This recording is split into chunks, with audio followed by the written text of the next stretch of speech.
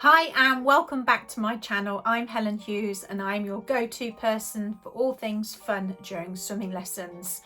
This channel is dedicated to swimming teachers and swim school owners that are looking for inspiration to add different activities and games for your lessons.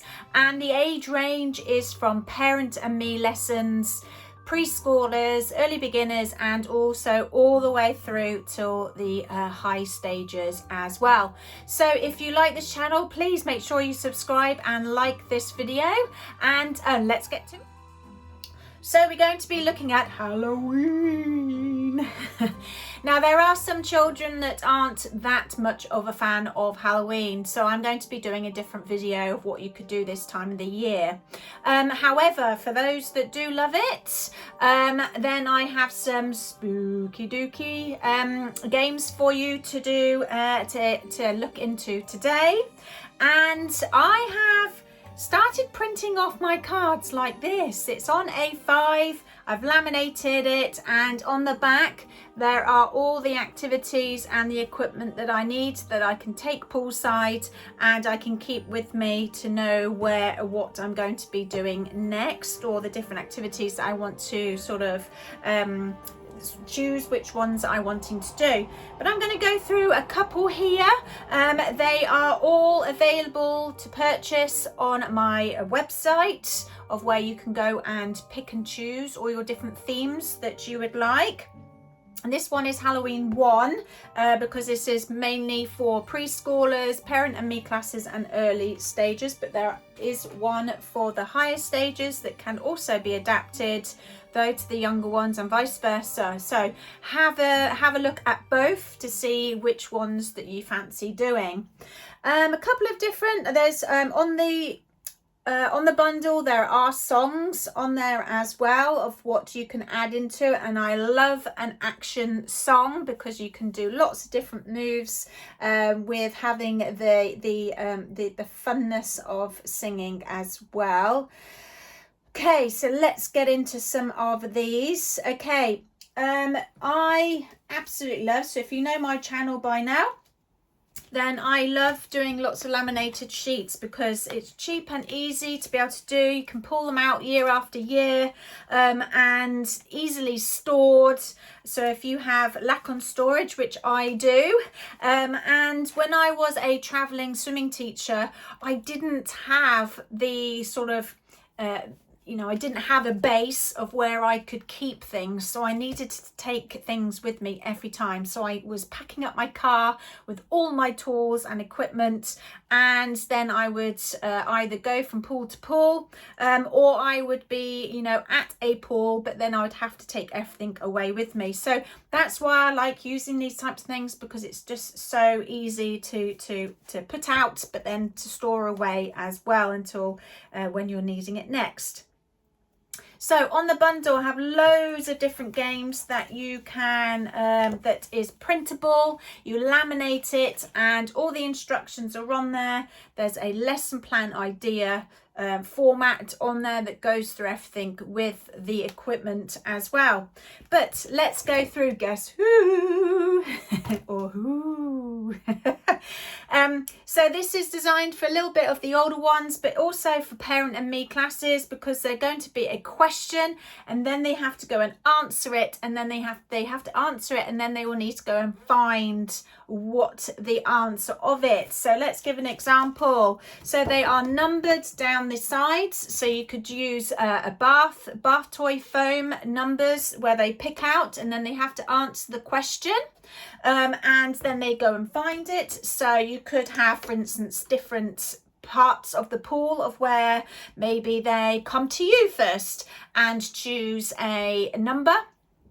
Then you've got the sheet maybe up either on the wall or on a kickboard or something to the side, where they then have to swim to go and see what the question is, and then they go and find it and bring it back. And when they're trying to find what you've got is the elements out there, so it could be that one of the answers are to do with spiders. Just watch with these are really good. So you can go to stores like Poundland, or you've got Home Sense, or you know, loads of different places now have quite a lot of variety of toys that you can use in the swimming pool, of where you know, you can incorporate different activities using those sort of props that they put on the shelves. But I got this pack of spiders, and there was some other things like toads and skeletons and things, so you can buy a big pack of them.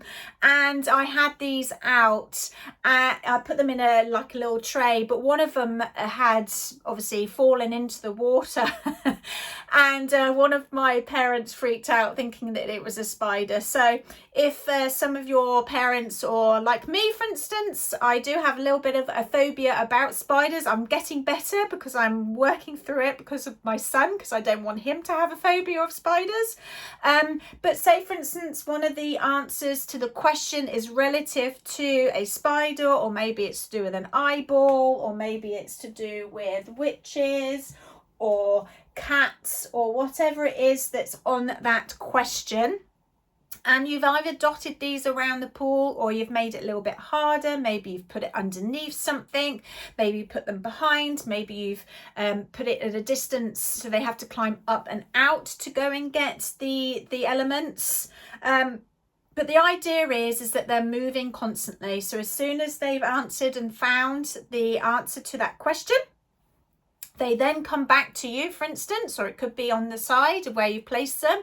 They then get another number, and then they go and find the answer to the, or see what the question is, and then go and find what the answer is to it. So it's a great way of, and it's a generic things like, I'll give you an example of question, nocturnal small animals that look like mice with wings.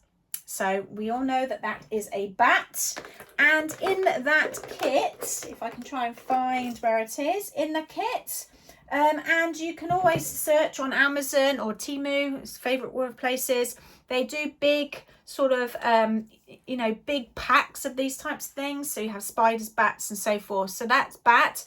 Or you could, for instance, end up doing you know, the craft foam. I use these quite a number of different for this time of the year especially.